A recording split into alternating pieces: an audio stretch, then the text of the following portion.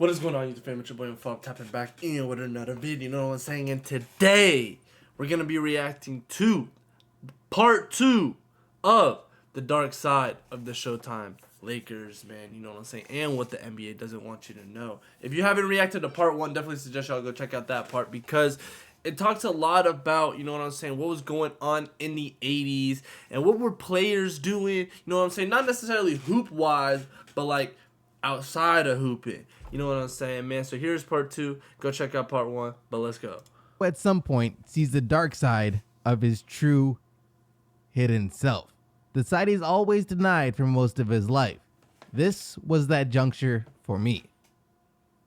Jerry West. Okay. The Los Angeles Lakers. One of the most decorated franchises that the NBA has to offer. Yeah. With a total of 16 championships to their name. That's winning crazy. I didn't seems know to that be an much. inherent part of their culture.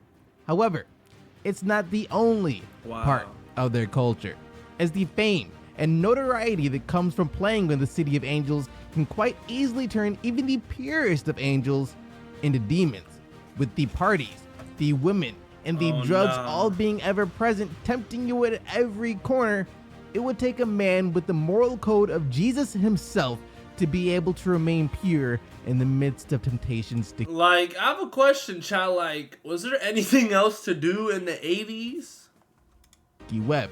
Or maybe it would simply take no more than a man by the name of AC Green, whose story is just one of many stories that are to be discussed when it came to what some call the greatest decade in Lakers history. The greatest Welcome decade. to part 2 of the shadow side of the Showtime It's been Los a good Angeles series. Lakers.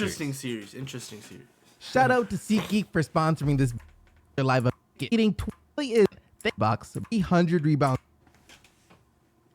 The average backcourt man gets about 300 rebounds a season. Okay. I'll bet Jerry comes up with at least 500. Word? He's the tallest 6'3" player I ever saw. He can go right up there with the biggest of them to dunk in the ball. He's a tremendous passer, a deadly shooter from anywhere. Most of all, he has the timing, coordination, and sixth sense to be in the right place at the right time. To those who knew Jerry West for the quick, tough, high-flying, explosive guard that he was throughout the 60s and early 70s, Did not know that. that would be an accurate description of the player who would become the icon of the league itself. For those who knew Jerry on a more intimate level, however, the words oddball, lunatic, uptight, and more than anything, perfectionist would be the words used to describe the essence of West. He was such a perfectionist, he has always taken losses very difficult. Losses were harder on Jerry than winning was good for him. Winning was great, but losing was that much worse for Jerry. It was always very, very difficult for him. During his playing career with the Lakers, West was often so wound up and uptight and that merely missing a single shot could put him in an agitated funk for the rest of the game. His need and desire to be perfect and do everything he could to help his team win on the court was so strong that West himself said that it would drive him to the depths of depression on a regular basis. His strive for perfection was in a way debilitating.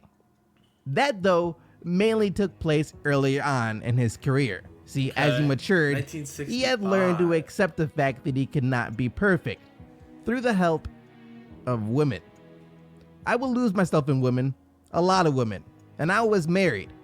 I was bad. Oh nah, bro. Why was this wasn't every single NBA player, was it? Former teammates, coaches, and anyone who was around Jerry enough knew that he had to have the touch of at least one woman before a tip-off to help him calm his nerves. Similar to Magic Johnson, for someone who refused to drink and smoke, women were the only outlet that West could seemingly find, his favorites at the time being airline stewardesses.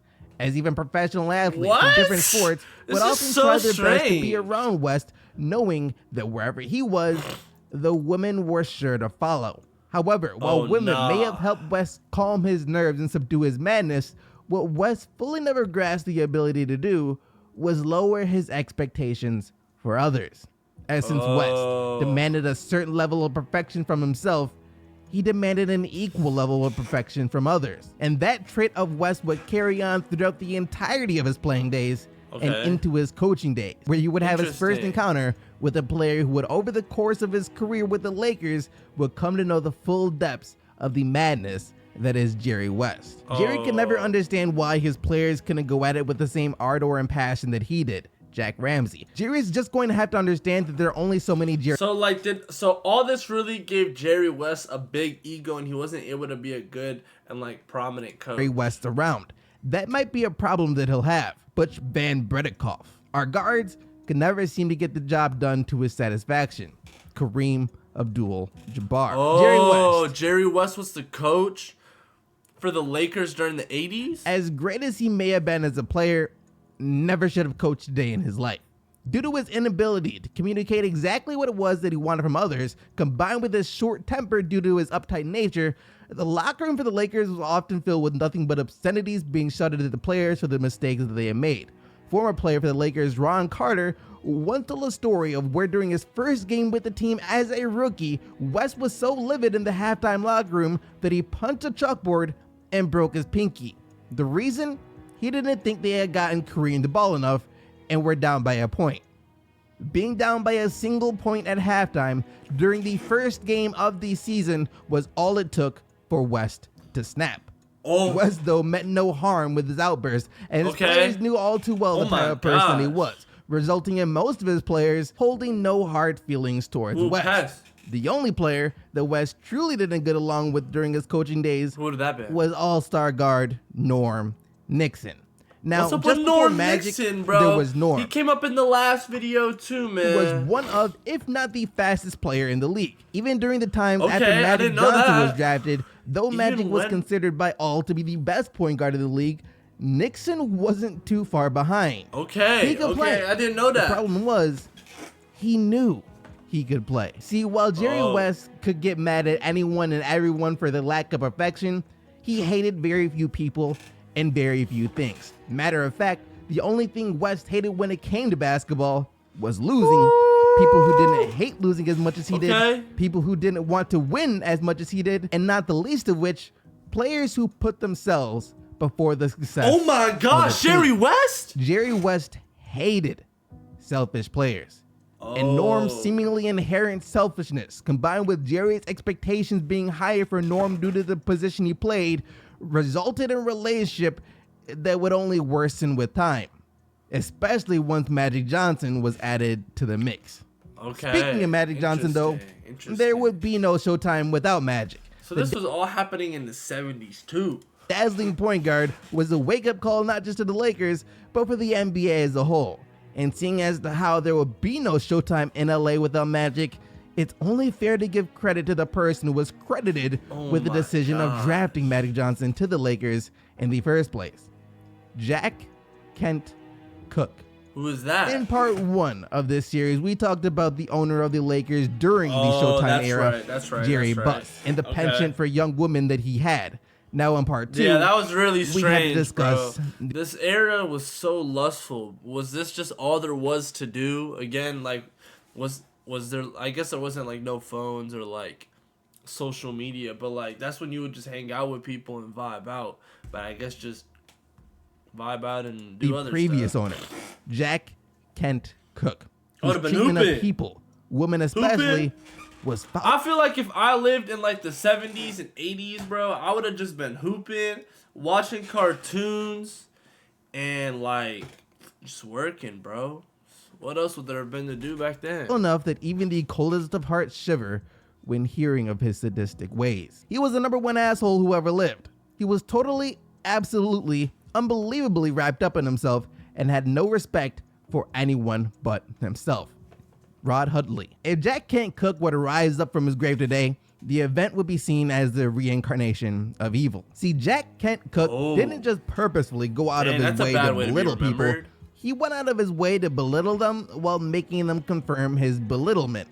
Clay Rothman, the then president of booking for the Los Angeles Lakers, would come to know this side of Cook all too well, as he would regularly call her into his office, berate her in front of at least one other high-powered executive of some kind, make her say that she would never do what it was that if she was yelling at her for again, have her do a twirl, comment on her looks for the day, and then send her off.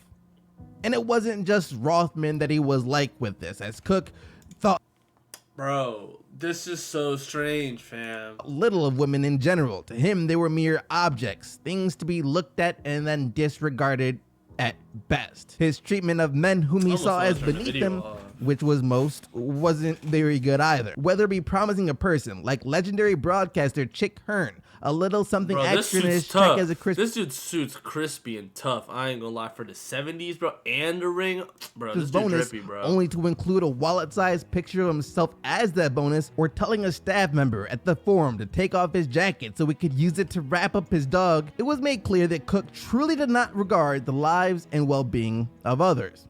The worst victim of his wicked ways, however, was his wife, Jeannie Cook, who after more than a decade of putting up with him in a quarrel that resulted in Cook suffering a broken arm, finally escaped from his clutches. Only after she attempted to take her own life 4 times. Jack Kent Cook was a monster. This dude is so the weird, biggest bro. Monster in LA, though, was still without a doubt cocaine. There was a lot of coke going on. Everyone did coke in those days. Yeah, no, I really don't know too much about the history about like the 90s. Like, I feel like school taught us about history, like literally everything besides the 1900s. I'm gonna be so honest. And I really don't know much about what was going on in this era with like the drug episodes or whatever we call it. 70s, early 80s. It was so players would be off coke mid-game? Everywhere. That's Everyone right, tried I remember that. Anyone who says they didn't is a liar. The name Spencer Everyone's Haywood a liar. is probably a name that most modern NBA fans have heard little of. However, even Larry Bird, even Michael Jordan? This was the 80s? If we're talking 70s, then nah, but well, Larry Bird got drafted in 79. Almost changed the entire course of Showtime for the worst. Like most players in the 80s, Spencer Haywood used cocaine. As his teammate Michael Cooper, who also used the drug, put it, there's a difference between using cocaine and being used by cocaine. So, yeah, that's a good question. Was they being used by it, or were they just using it? And if they was using it during the game, did it make them better or worse? Spencer Haywood was being used by cocaine. I like pot because it was organic. But coke wasn't organic at all. It was manufactured, and instead of making me mellow and relaxed, it did the opposite. I would use coke and see bugs, spiders, the most demonic things that ever existed. What? Is that what happens? Haywood. 2 pints of Bacardi rum, a good session with a crack pipe, and finish it off by popping a few quadrules, aka methaqualone. Got it with that, bro. A sedative that Haywood would use to, quote, bring him down from his high. That was his ritual. The drinks to relax him, the dope to hype him up, and the quaaludes to bring him back down. See, Haywood was often seen as one of the main guys to go to in the league for a party featuring cocaine. One incident involving such a party took place during a 14 preseason tournament that the Lakers were hosting, when a group of 12 players from different teams all gathered at Hayward's house for a crack session. Except, instead of having a good time and the players leaving crack session afterward, the crack NBA pipe exploded, players, bro, resulting in a handful of league top players having shards of glass shot into their eyes and arms. So what did the NBA really do about this? Like, did they care about this? Could they do anything about this?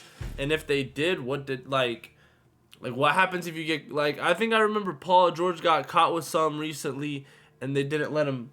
You know what I'm saying? Play the game. Would said that the incident shook the players so much that they had to wait a whole 10 minutes before resuming their session. And as you could probably guess, Hayward's addiction to the substance took a massive toll on his level of play and his relationship with the Lakers, especially his relationship with Kareem Abdul-Jabbar, who hated Spencer Haywood.